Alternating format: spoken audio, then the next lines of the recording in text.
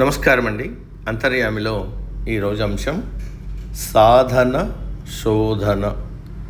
మనకు అందించిన వారు డాక్టర్ కావూరి రాజేష్ పటేల్ గారు. వివరిస్తున్నది మీ విజయభాస్కర్. జీవితం అంటే సాధన శోధన.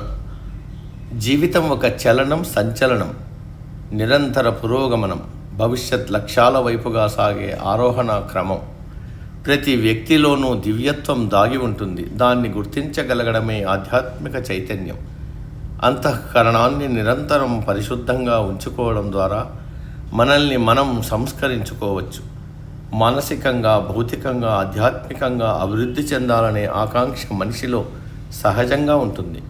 దానికి ప్రేరణను జతపరచాలి. ఆ ప్రేరణ ద్వారా సాధనను కొనసాగించాలి. మనోగతమైన అంశాల్ని బుద్ధితో సమన్వయం చేయడం వల్ల క్రియాత్మకత సాకారమవుతుంది. సాధన పరంపరలో ఉన్న వ్యక్తి పరిపూర్ణత్వాన్ని దర్శిస్తాడు. చర్య ప్రతిచర్యలను ఆలోచనగా చేసుకుని వాటినే చోదక శక్తులుగా వినియోగించుకోవడంతో వ్యక్తులలో చింతన మరింత బలోపేతమవుతుంది. అంతర్ముఖీనత మనిషికి దివ్యలోకాల్ని దర్శింపజేస్తుంది. పై చూపుల వల్ల ప్రయోజనం లేదు.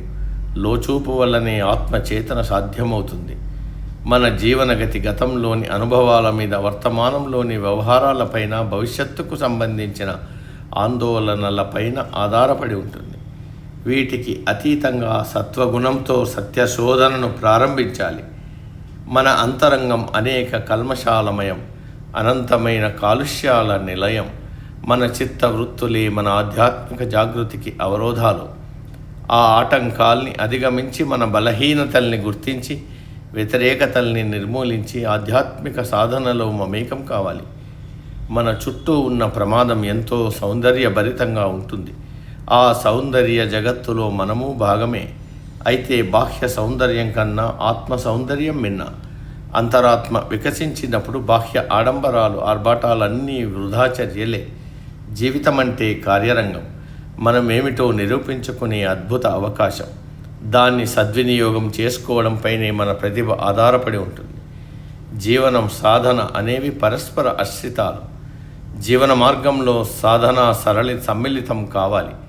మనం నిర్వహించే ప్రతి పని, నిర్వర్తించే ప్రతి ప్రక్రియ సాధనాత్మకమైనదే. ఏ వ్యవహారాన్ని చేపట్టినా అది ఆధ్యాత్మిక సాధనలో భాగమేననే ఎరుకను కలిగి ఉండాలి. స్వయం కృషి, ఎవరిని వారు ఉద్ధరించుకోవాలనే తపన, కాలాన్ని సద్వినియోగం చేసుకోవాలనే అభీష్టం మనిషిని కార్యక్షేత్రంలో శక్తిమంతుణ్ణి చేస్తాయి. ఏ పని చేయకుండా కేవలం ధ్యానంలోనే కాలం గడిపితే పురోగతి అసాధ్యం. నిరంతరం చింతనలోనే ఉంటే చింతలు తీరవు. దుర్గుణాల్ని విడనాడి సత్కర్మల్ని చేపడుతూ చేసే ప్రతి పనిని ఈశ్వర సంకల్పంగా భావిస్తూ ఉంటే ఉత్తమ ఫలితాలు మనల్ని స్వాగతిస్తాయి. మనోవికాసం, వివేకం, సంయమనం, ఉత్తమ గుణ పరంపరతో జీవన ప్రస్థానాన్ని కొనసాగించాలి. సామాజిక సంస్కరణ అనే బృహత్తర లక్ష్యం మన మనో సంస్కరణ నుంచే ఆరంభమవుతుందనే మౌలిక సూత్రాన్ని ప్రతి వ్యక్తి గుర్తించాలి. సమాప్తం. సర్వే జన సుఖినో భవంతు. అందరూ బాగుండాలి, అందులో మనం ఉండాలి.